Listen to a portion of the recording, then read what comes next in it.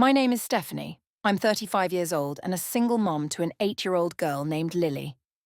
We live in a small 2-bedroom house in the suburbs of Portland, Oregon.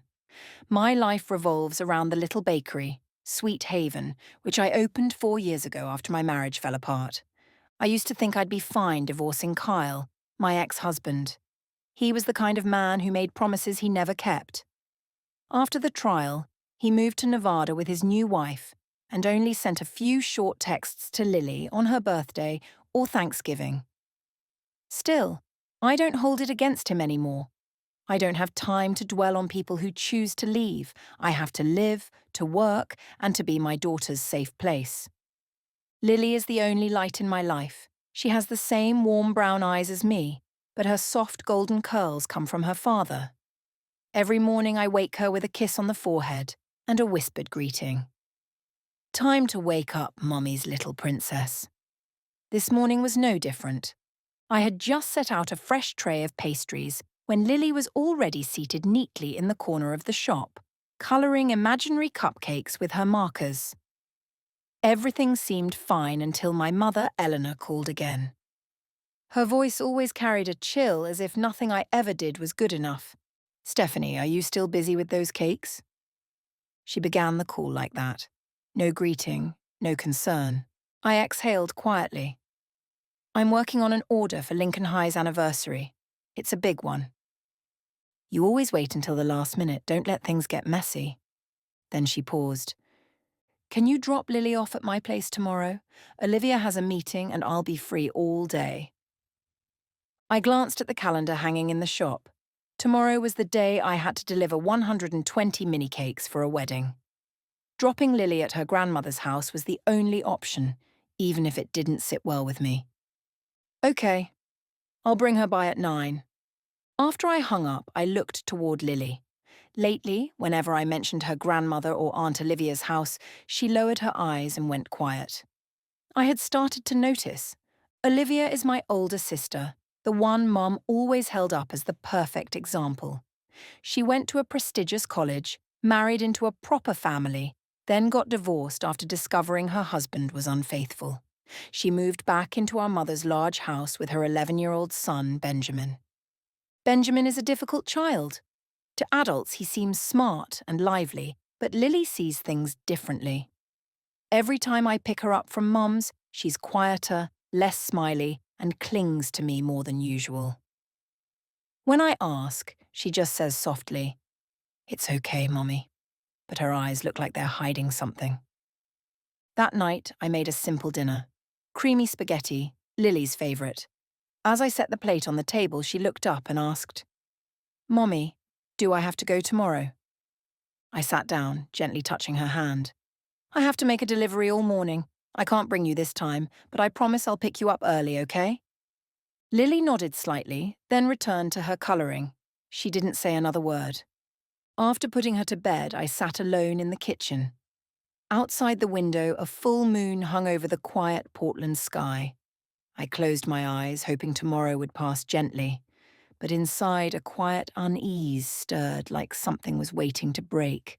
I didn't know what was coming, but I had a feeling that this time it would change everything. The next morning, it was drizzling. Raindrops tapped gently on the car window, matching the heaviness in my chest. Lily sat in the back seat hugging the pink stuffed bunny I'd sewn for her 7th birthday. She didn't say a word the whole ride. Normally she'd ask about the bakery order or tell me stories about her classmates, but today there was only silence.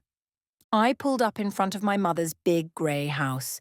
The steps were clean, the bushes neatly trimmed as always, but no matter how tidy, this place gave me chills. There was something rigid about those white-painted walls, a suffocating kind of order not meant for gentle children. "Sweetheart, I'll be back to get you at 2.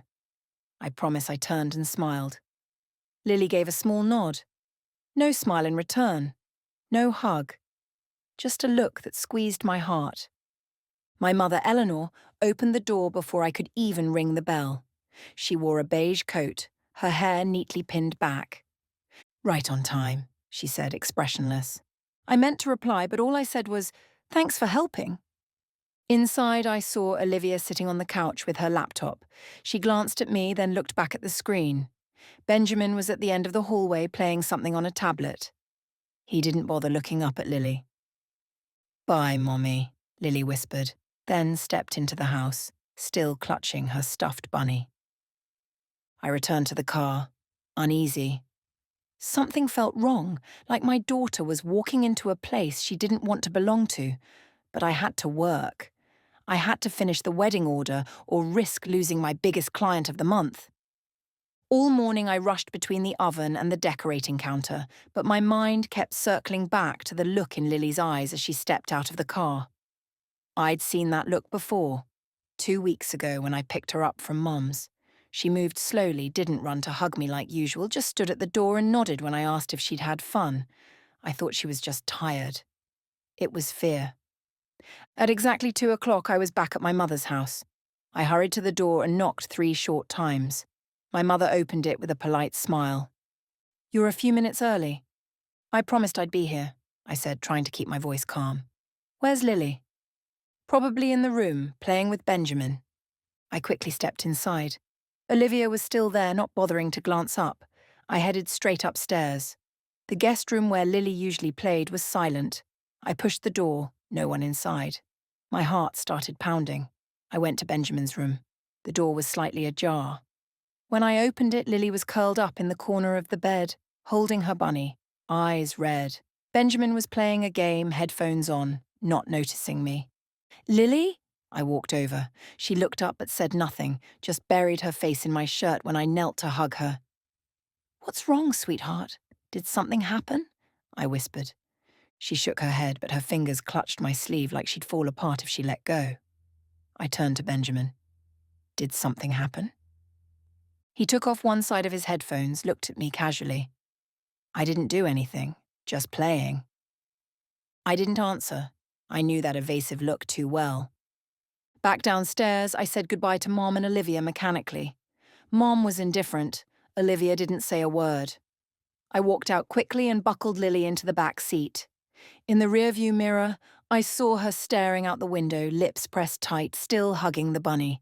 That helpless feeling rose in me like a crashing wave.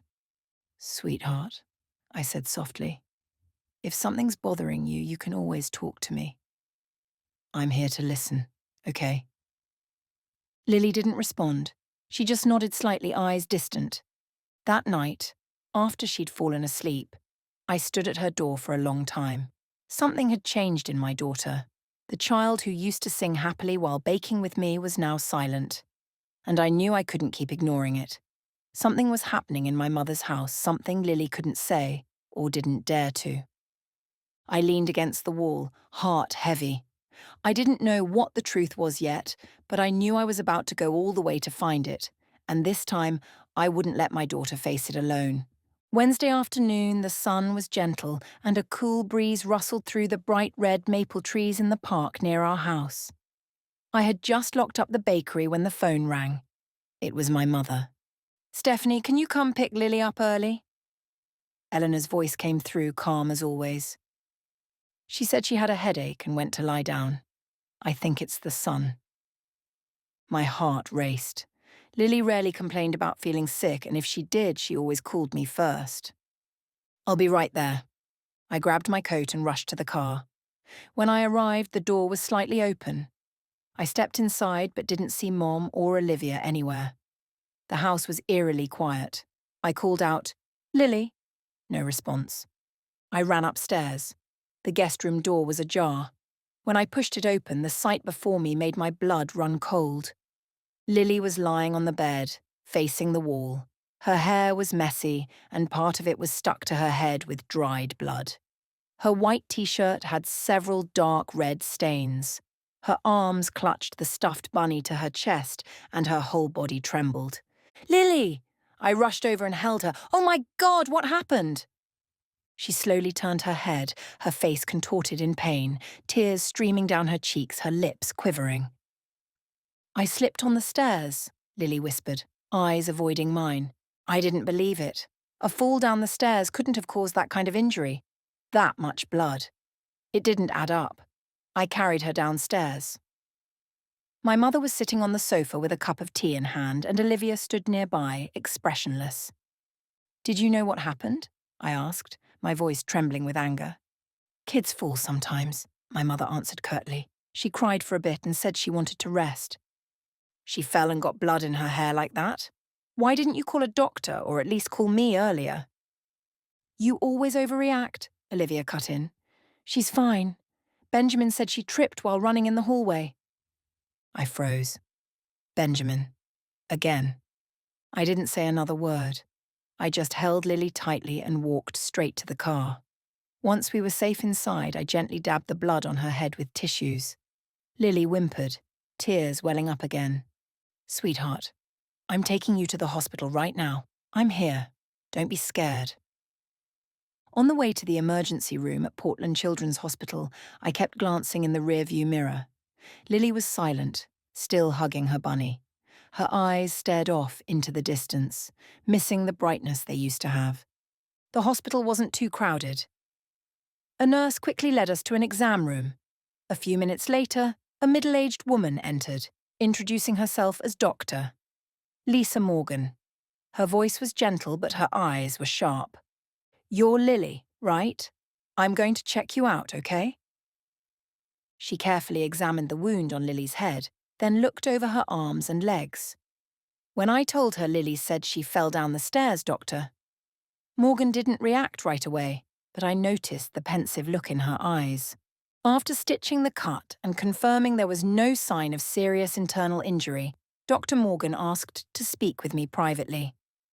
"I'd like to talk to you for a moment, Stephanie." I sat across from her in the consultation room, my heart pounding. "Stephanie," she began, calm but clear, "I need to share some medical observations. Lily's head injury doesn't appear to be the result of a simple fall. The angle and depth suggest blunt force trauma, possibly from hitting the edge of a table or a wall." My throat tightened. "Are you saying someone—" She nodded slowly. "I also found some older faded bruises on Lily's arms and shoulders. Combined with her fearful reaction to physical contact, I suspect there may be harmful factors in her environment." I clenched my hands together. Lily told me she slipped, but I can feel she's hiding something. Dr. Morgan looked at me seriously. "In cases like this, children often don't speak up out of fear or because someone told them not to. I recommend you keep Lily away from any environment that could be harmful. We'll also file a preliminary report with Child Protective Services as required." I nodded. "Thank you, Doctor. I won't let this happen again." When I returned to the room, Lily was drawing a small picture with the nurse. She saw me, stood up, and ran over to hug me tightly. I knelt down, resting my cheek on her soft hair. Even though I didn't know exactly what was going on, I felt one thing clearly. My daughter had been enduring this alone for too long. I whispered, "I'm here now, Lily. Things will be different. I promise." I sat in the consultation room, hands still shaking after talking with Dr. Morgan.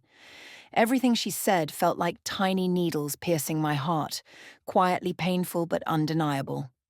Lily hadn't just been hurt once. She carried signs of long-term harm, and I, her mother, hadn't seen it sooner.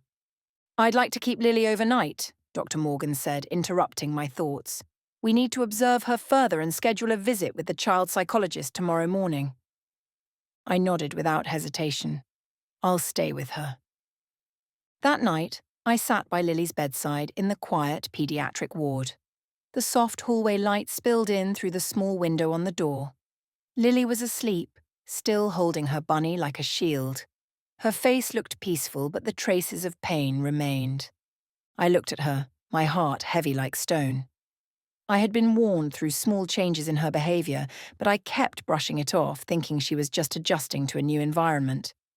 But now I couldn't lie to myself anymore. The next morning, a child psychologist named Dr. Rachel Bennett came to see Lily. She had a gentle smile and a warm, calming voice. "Would you like to draw something with me, Lily?" she asked, carrying a box of coloured pencils and paper. Lily nodded softly and sat at the small table by the window. I was asked to step out while they worked. The wait felt agonizingly slow, like a rusted clock hand. I wanted to burst in, hold Lily, and ask everything, but I knew pushing her would only make things worse. About 40 minutes later, Dr. Bennett came out, holding Lily's drawing. A house, a sun, a little girl standing alone, and next to her a boy with an angry face, his eyes shaded in dark black. "I can't draw any firm conclusions yet," Dr. Bennett said gently but seriously. "But Lily clearly shows anxiety when it comes to her cousin, Benjamin. She depicted him as a frightening figure, consistently using dark colours to describe their interactions." I swallowed hard, a chill running through me. Did she say anything about what happened? Lily isn't ready to talk openly yet, but she kept repeating, "I'm not allowed to tell." When I asked who said that, she just shook her head and changed the subject. I buried my face in my hands, a wave of sorrow and anger crashing over me. I understood immediately. Someone had made Lily believe that telling the truth would bring worse consequences. "Ms. Stephanie," Dr. Bennett continued, "in situations like this, children often feel isolated. The most important thing now is to create a sense of absolute safety for Lily. She needs time and the assurance that no one can hurt her as long as you're by her side." I nodded, eyes stinging. "I won't let her go back to that house. No matter what happens, I'll protect Lily." "We'll be filing an official report with Child Protective Services," she said. "As for you, I recommend keeping interactions with the other party to a minimum, especially until it's clear who's directly responsible." That night, after Lily had fallen asleep in my arms, I opened my phone and reread old messages from my mother and Olivia. Every word felt like a dull blade, cold, indifferent, always turning the blame back on me whenever I asked questions. Conversations I once brushed off as normal now revealed themselves as polished layers of toxic silence. I knew that saying I'd protect my child wasn't enough. I needed evidence, I needed the truth. And if I had to go up against my entire family to win back Lily's safety, I wouldn't hesitate. I looked down at her sleeping face, her breathing steady and her cheeks rosy after a long day. I leaned in, kissed her forehead and whispered, "You are the most precious thing in the world to me, and I won't let anyone hurt you ever again."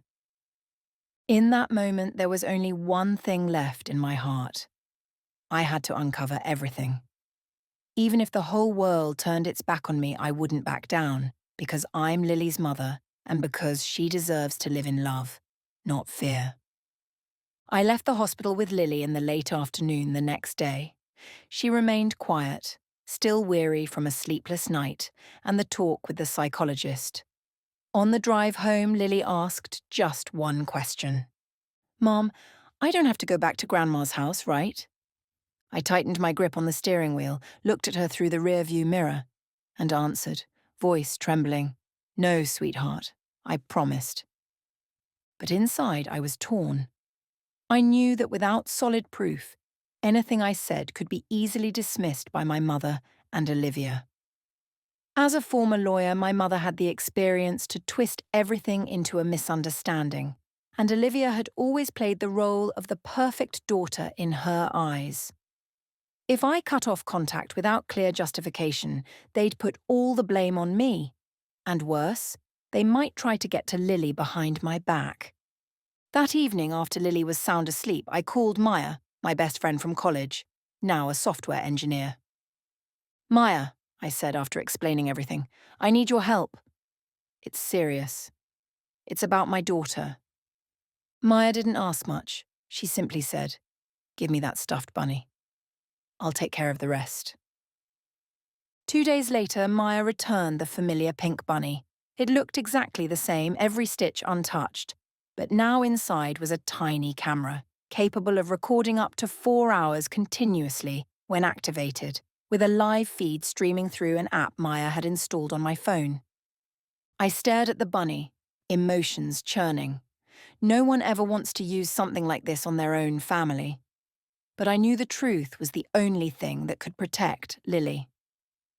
Saturday morning, I called my mother. Her voice was as cold as ever. "Stephanie, I thought you weren't going to call back. You're blowing everything out of proportion. I kept my tone steady. I have an urgent event tomorrow morning, a pastry conference with a big client. Can you watch Lily for a few hours? She paused for a moment, then said, Fine. Bring her over at 9. Benjamin will be home too. After the call, I sat quietly in the kitchen, the bunny lying in front of me. Lily walked out of her room yawning, her hair messy. I knelt down and brushed it behind her ear. Lily, today you need to go to Grandma's for a little while, but this time Mommy will be close. She looked at me, uncertain. I picked up the bunny and placed it in her hands.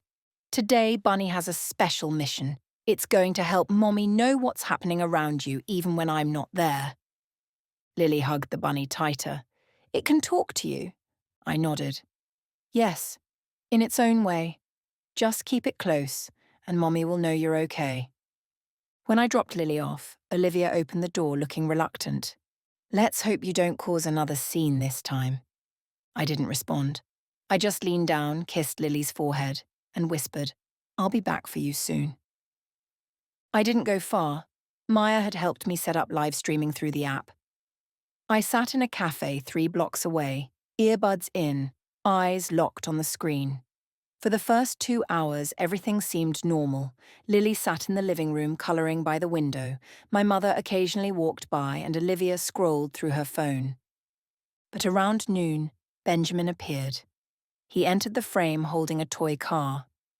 Why'd you bring that stupid thing? His voice came out sharp. Baby stuff. Lily flinched, clutching the bunny. It's mine. You have... Here, he said. No. The footage shook slightly as Lily was pushed back. Benjamin leaned down, trying to snatch the bunny, but Lily held on tightly. Stop it, please! Then a loud thud, the sound of something hitting the wooden floor. I shot up from my seat, heart pounding. The image shook for a few seconds, then steadied. Lily was sitting on the floor, clutching her head, tears streaming down her face. Benjamin stood nearby, breathing heavily, then glanced away as if nothing had happened. I didn't wait another second. I grabbed my keys and ran straight to my mother's house. All I could think was that Lily had endured enough, and I wasn't letting her suffer one more minute. I don't remember how fast I drove, only that my hands trembled as I opened the car door, my heart beat loud in my ears.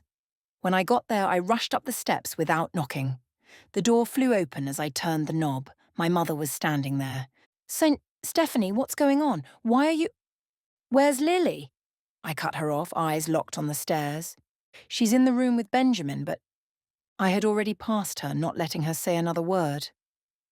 I ran straight to the living room, the place I had just seen on screen. The door was open and there was Lily, sitting on the floor alone, clutching her bunny, eyes red and cheeks streaked with tears. Benjamin stood by the bookshelf, hands in his pockets, like nothing had happened. Lily! I rushed over and pulled her into my arms. Her whole body trembled. I'm okay, Mommy, she whispered. I turned to Benjamin, staring him down. What did you do to my daughter? He shrugged. She wouldn't let me see the bunny, that's all. Just then, Olivia walked in, likely drawn by the noise. Stephanie, what is going on? Why are you yelling? I stood up, holding Lily tightly, eyes fixed on her. You know what's been happening, and I have proof. Olivia froze. What proof? I pulled my phone from my pocket and opened the video from Maya's app. The footage was clear, the voices unmistakable. Benjamin pushing Lily, grabbing at the bunny, then walking away coldly. My daughter's sobs echoed in the quiet room. Olivia's face went pale, but instead of apologizing, she pressed her lips together and snapped, He's just a kid, Stephanie. Kids fight over toys all the time. Why do you always overreact? I couldn't hold back anymore. Fighting over toys doesn't send a child to the hospital needing stitches. And you call that nothing? My mother stormed in, voice sharp. Stephanie, are you accusing your own family over a childish scuffle? Nothing serious happened. I turned sharply to face her. Nothing serious? Do you know she's traumatized? Can't sleep, too scared to speak up because someone made her feel threatened. I've stayed silent too long, but not anymore. I looked at Olivia, my voice firmer than ever. You were in this house when Benjamin did it, and you did nothing. You covered for him instead of protecting her. You're tearing this family apart, Stephanie, Olivia snapped, all over a few scratches. I clenched my fists. I'm not the one tearing it apart. It's the ones who ignored what was wrong that did that. I carried Lily to the car in the thick, tense silence of the house. As I shut the door behind me, I didn't look back. I knew then that from that moment on, everything had changed forever. When we got home, I laid Lily down in bed. She fell asleep quickly, a deep sleep for the first time in days. I sat beside her, gently brushing her soft hair, feeling like I had just made it through a storm. That night, I sent the full recording to Dr. Morgan and Child Protective Services. I didn't need promises or pity. I needed justice for my daughter. I knew the battle wasn't over, but I finally had what I needed to begin. Less than 24 hours later, a social worker called me. We've reviewed the video. We're opening a formal investigation into the situation at Ms. Eleanor's residence. For now, all contact between Lily and the maternal side of the family will be suspended until a final decision is reached. I exhaled, knowing there was still a long road ahead. But at least this time, I wasn't walking it alone. I looked back at Lily, peacefully asleep, holding her stuffed bunny in her arms. That tiny girl had endured more than anyone ever should. But from now on, I would be her strongest shield. I whispered, "We're not going back there again, sweetheart. I promise." 3 days after I sent the video recorded by the bunny, the formal investigation was launched. A representative from Oregon Child Protective Services contacted me on Tuesday morning, informing me that interviews would be conducted with everyone in my family: my mother, Olivia, Benjamin, and Lily, with a child psychologist present. The interviews took place at the Multnomah County Social Services office. I sat beside Lily in a bright room with drawings on the walls. A caseworker named Julia, with gentle eyes and a warm voice, knelt down to Lily's level. "You can tell me anything you want, sweetie. No one can hurt you here, okay?" Lily looked at me for a second, then gave a small nod. I stepped out, my chest tight, but I knew this was a necessary step to help my daughter find her voice. That afternoon, I was invited back to hear the preliminary findings. Julia looked at me seriously.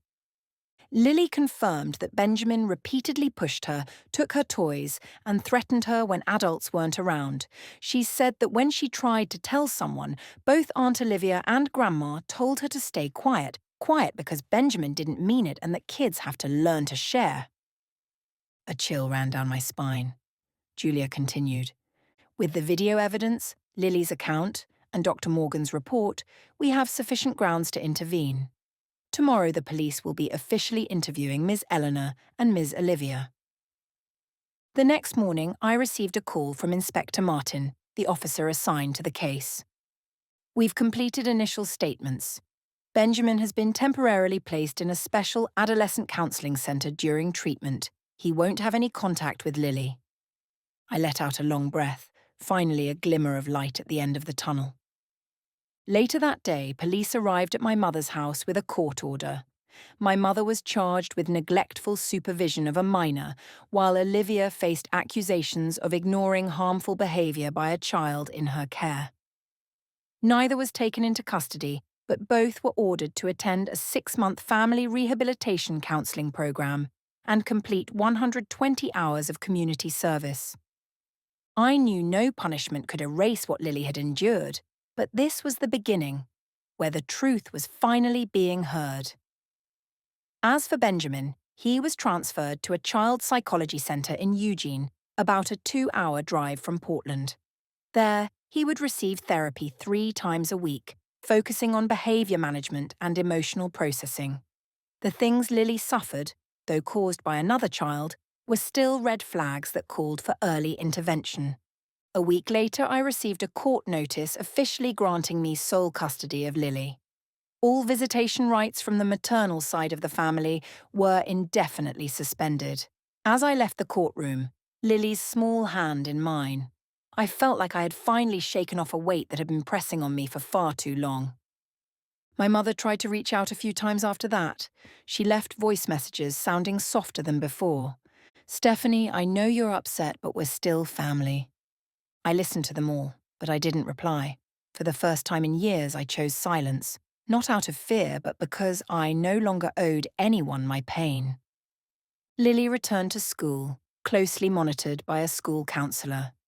She also met with a therapist weekly, and I started seeing her smile again. One afternoon, while I was making dinner, she tugged on my hand and pointed toward the pink tulips in the front yard. "Mommy, guess what? I'm not scared anymore." I bent down and hugged her tightly, feeling her little heart beating steadily against mine. "Me neither. We made it, sweetheart. Our story isn't over, but through it all, I've learned this. Even in a world that sometimes turns away from the truth, there's still light if you're brave enough to walk through the darkness. And now, I'm not just a mother protecting her child. I'm the one who brought the truth into the light, because my little girl deserves to live in safety and love."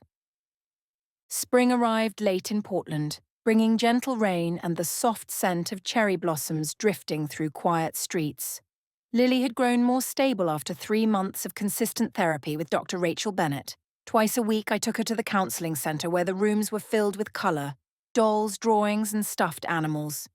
There, Lily didn't have to speak unless she was ready. She could draw, play, and let her emotions speak for her. "She's responding very well," Dr. Bennett told me during a recent session. "There's still fear underneath, but Lily is learning to name her feelings. That's a critical first step toward healing." I watched Lily through the one-way mirror. She was stacking blocks, giggling softly when she got them to fit. My throat tightened. Every smile she shared now felt like a victory, a small one, but powerful enough to make me stronger each day. Our lives began a new chapter too. I decided to sell the small apartment near the bakery, the first home we shared, but also the place tied to so much uncertainty. With years of savings from the business and a grant from the Oregon Single Parent Assistance Fund, granted due to Lily's special case, I was able to buy a small house in the southern suburbs. It was quiet, with a yard and a big maple tree out front. Lily squealed the first time she stepped inside. "Mommy, real grass. Can I plant flowers?" I smiled. "Of course. We'll plant tulips like we had in front of the bakery, remember?" She nodded eagerly. That night, Lily fell asleep earlier than usual. She still hugged her stuffed bunny. Just a toy now, no longer a secret guardian. And I stood on the porch, watching the light from her bedroom window, my heart strangely at peace. I also started writing late at night. After closing the shop and tucking Lily in, I sat at my laptop recounting our journey, every step, every wound, every decision, not to reopen the pain, but so other mothers, lost in the dark, might see they are not alone. A month later, I received an invitation from Safe Steps Oregon, an organization that supports families with emotionally traumatized children. They had read my personal blog, where I shared Lily's story with honesty and courage. They wanted me to speak at their annual panel for parents and child psychology professionals. I hesitated at first. Public speaking was never my strength. But then I looked at Lily, now braver, raising her hand in class, expressing her feelings without fear. I realized I had to step out of my comfort zone too, just as my daughter does every day. The first talk took place at a community library. I stood on a small stage under soft lighting. In front of me were dozens of faces, fathers holding their children, mothers quietly wiping away tears. I shared our journey without embellishment, without judgment. I spoke about the initial doubt, the pain of discovering the truth, and the strength that rose from unconditional love. At the end, a young woman came up to me. She held my hand, eyes red. "Your story made me realize I need to speak up too. Thank you." I held her hand and gently said, "We're all stronger than we think." Over the next month, I received more invitations from schools, parent support groups, even a local radio station. I was no longer just the mom who baked and stayed behind the counter. I was Stephanie, a mother who fought back, who stood up, and who chose truth over silence. Every morning, Lily and I watered the garden. We planted tomatoes, chrysanthemums, and a little lavender bush. One afternoon, while washing her hands in the backyard, Lily whispered, "Mommy, I'm not scared anymore. I know no matter what happens, you'll believe me." I pulled her into my arms, feeling her little heart beating steadily against mine. "That's right, sweetheart. I will always believe you, and I'll always be by your side." In the early summer sunlight, one thing became clearer than ever. We didn't just survive the storm, we learned how to live stronger after the rain. June came with golden sunshine stretching across the backyard of our new home. Lily excitedly counted down the days to her 9th birthday. She had already prepared invitations, picked out balloon colours, and even made a list of cakes she wanted me to bake.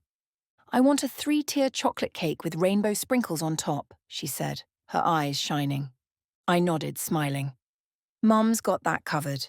Your job is to pick the party's first song." That morning I was busy decorating the yard when the doorbell rang. I opened the door and froze. My mother Eleanor stood there holding a small gift wrapped in soft floral paper.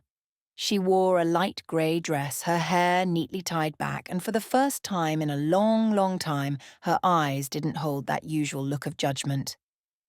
"Hi, Stephanie," she said gently, a bit hesitant. "I know today is Lily's birthday. I didn't expect to be invited, but I brought her something." I looked at the gift, a swirl of emotions rising inside me. "How did you even know? Did you forget?" "I still keep all the grandkids' birthdays on my calendar." She gave a sad smile. "At first, I thought I was right, that you were overreacting, placing blame. But after several sessions of mandatory counselling, I've realised there are things we just can't keep denying."